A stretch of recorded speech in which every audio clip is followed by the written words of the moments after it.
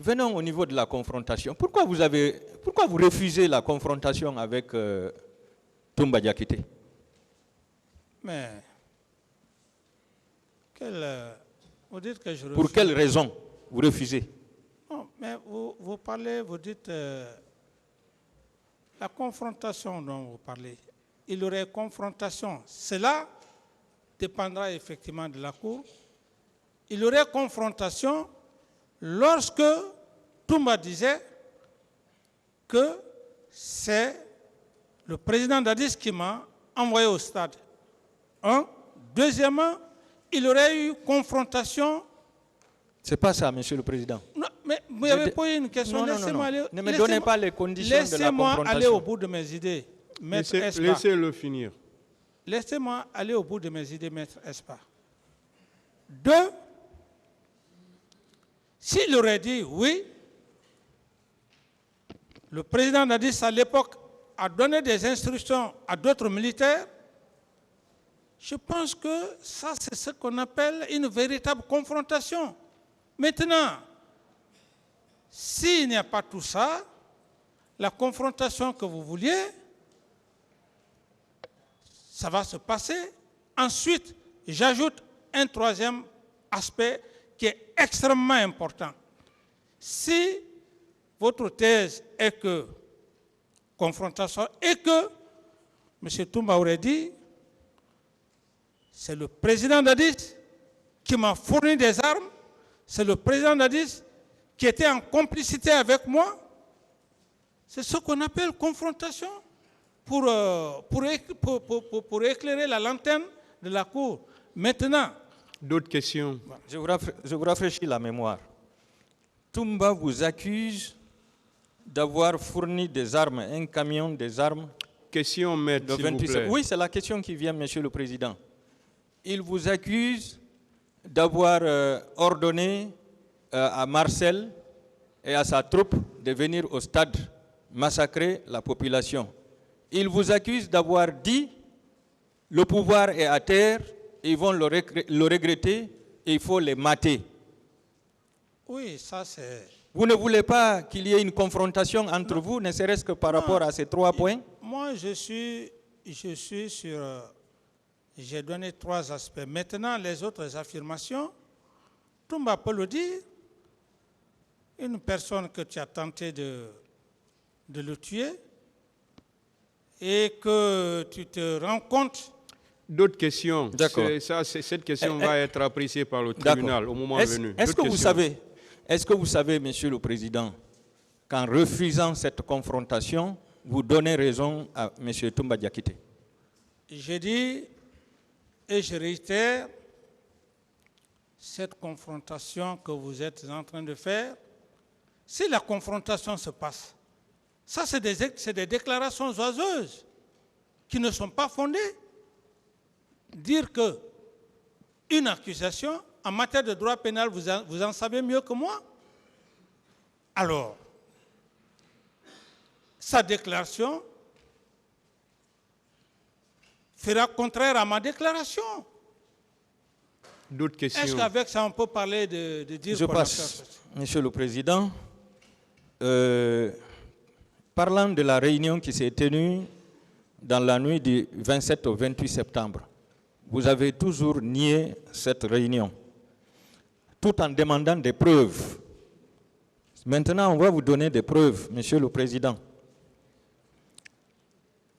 Selon le colonel Oumar Sano, chef d'état-major général des armées de l'époque, dans son procès verbal de déposition de témoins du 11 septembre 2014, page 2, c'est la cote 1258, vous l'auriez donné ordre le 28 septembre de consigner tous les militaires dans les casernes. Et en exécution de cet ordre, il a réuni tous les chefs d'état-major particuliers, le directeur national de la police et son adjoint, à la présidence pour la répercussion de cet ordre. Qu'en dites-vous, Monsieur le Président? Est-ce que le chef d'état-major, le général Sano, a dit qu'il a fait des réunions avec moi et que j'ai présidé cette réunion. D'autres questions? Vous ne devez pas me poser de questions. Non, S'il si vous je ne plaît, me pose- s'il vous plaît. On a dit de nouvelles questions. Oui, Monsieur le Président. Posez d'autres questions. Oui. Ça a été posé plusieurs fois et répondu. Je fais remarquer que le commandant du groupement d'artillerie du camp Alpha Yaya Diallo, le colonel Mamadi De Condé, et le général Ansouman Kaba, le chef d'état-major de l'armée de terre, dans leur PV d'audition, ont fait cas de cette réunion qui s'est tenue à la présidence pour respecter les consignes que vous avez données. Oui, mais pas sur ma présidence. Pas sous votre présidence, Monsieur Non, le j'ai dit Président. non, j'ai dit non et j'ai dit non. Ça ne s'est pas passé. Je ne me Alors, suis jamais vu. le D'autres 28 questions? Est-ce que vous êtes quand même d'accord que vous l'aviez donné cet ordre le 28 septembre? Non, je n'ai donné aucun ordre, maître. Sur le casernement? Aucun ordre? J'en ai déjà parlé, maître. Je ne vais plus répondre à cette question.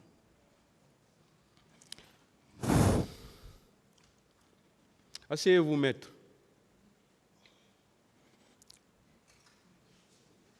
Alors, nous, de la partie civile, à partir de ces procès-verbaux de déposition de témoins, pour nous, vous avez donné l'ordre de consigner tous les militaires. Alors, si cet ordre a été violé par la garde présidentielle qui relevait de vous, est-ce que vous savez que vous êtes la première autorité responsable de cette violation?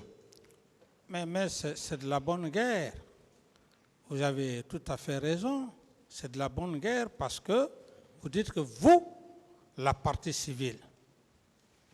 Mais vous avez toute la latitude de penser comme vous voulez. C'est votre droit, maître. C'est la raison fondamentale qui fait d'ailleurs que vous êtes là. Ce qui ne veut pas dire que votre raisonnement, votre analyse est la même chose que la mienne, ou tout au moins c'est à la cour d'apprécier, maître. D'accord. Est-ce que vous êtes prêt à une confrontation avec ces autorités militaires d'alors qui ont déclaré que vous aviez donné ordre de consigner les militaires? Est-ce que vous êtes prêt à une confrontation sur cette question?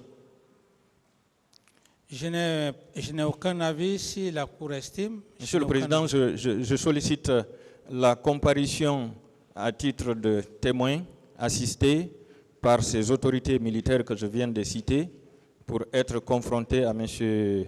Moussa Dadis Camara par rapport à la question. Oui, mais ils vous diront ici... S'il vous plaît, c'est une demande qu'il est en train de faire.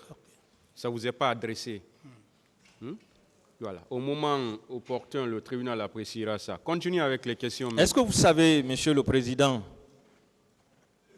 qu'à cause de cette violation, de cette consigne, vous êtes complice de tous les crimes qui ont été commis au stade du 28 septembre par la garde présidentielle et les recrues de Kalea?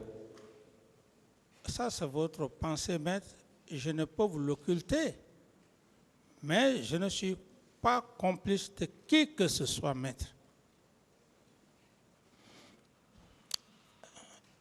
Alors, dans l'armée, après le chef de l'État et le ministre de la Défense nationale, hiérarchiquement, quelle est l'autorité qui vient? Je n'ai pas de réponse à cette question, maître. C'est le chef d'état-major général des armées, non? Je n'ai pas de réponse à cette question. Vous n'avez pas de réponse. D'accord.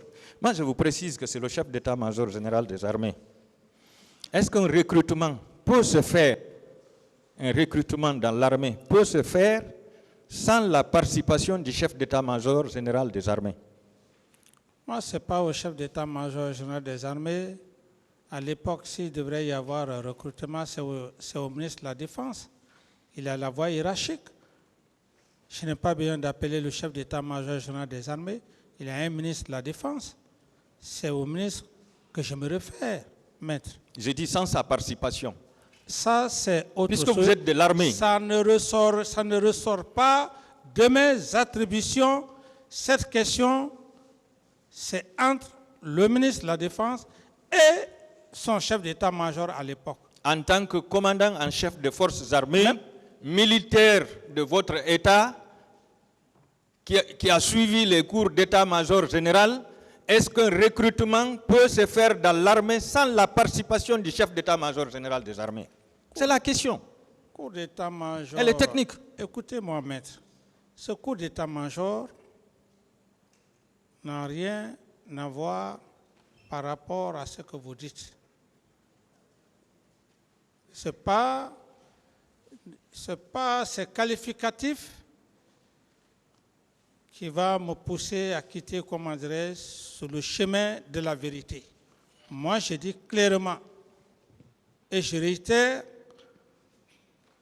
que mon seul interlocuteur en matière de recrutement, c'est le ministre de la Défense. Maintenant, qu'il y ait autre chose entre le chef d'état-major où il n'a pas été informé, je ne gère pas cette situation, maître. Alors, je vais vous lire très rapidement le procès-verbal d'audition du chef d'état-major général des armées sur la page 2 où il déclare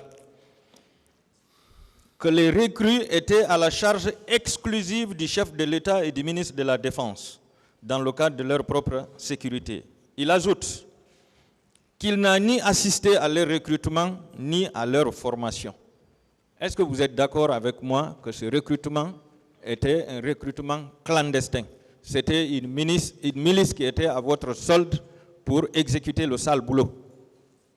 Le ministre n'a jamais été à ma solde. La milice, je parle des recrues. Laissez-le répondre. L'idée de milice que vous avancez,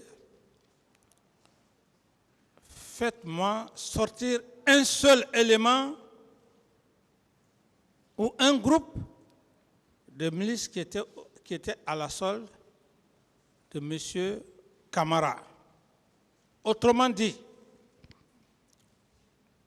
si vous n'avez pas des preuves à date d'exhiber une des listes ou des éléments, je ne répondrai pas à cette question. Ça, c'est déjà passé et je continue toujours sur le chemin des événements du 28 septembre. Est-ce que vous savez que le témoignage est déjà une preuve? Témoignage ou pas témoignage, maître, j'estime que... Oui ou non? Preuve par rapport à des affirmations non fondées, ça c'est votre preuve. Mais est-ce que votre preuve et ma preuve et celle de la Cour, c'est la même chose? Je laisse le soin à la Cour. Alors, Monsieur le Président, pourquoi vous avez roulé tout le monde dans la farine,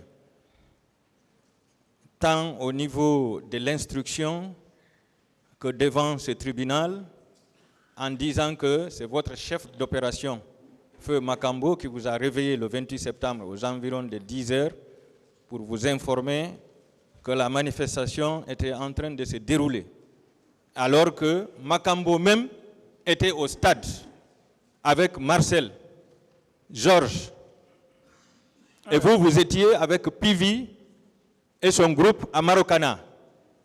Pourquoi vous continuez à rouler tout le monde dans la farine, Monsieur le Président? Écoutez-moi, ça ce sont des allégations que je ne vais plus revenir là-dessus. Le cas de Maracana, je suis un homme, j'ai déjà parlé devant le tribunal, je n'ai plus besoin de revenir là-dessus. Ensuite, ce que vous dites, ça n'engage que vous, maître. Moi, je ne suis pas là Peut-être vous pouvez dire que je suis en train de vous rouler dans la farine, mais je ne peux pas, je n'ai pas cette intelligence de rouler le tribunal dans la farine. Maître, avec tout le respect que j'ai pour vous, j'estime que cette cour, quelle que soit l'intelligence de qui que ce soit, ne peut rouler cette cour dans la farine. Et cette expression... Vous avez trompé tout le monde. C'est ça, rouler les gens dans la farine. C'est tromper tout le monde. Oui, c'est votre devoir, maître. J'estime que c'est votre devoir. D'autres questions? Vous pouvez dire tout ce que vous voulez, Monsieur le Président. mais je ne vous répondrai pas. D'accord.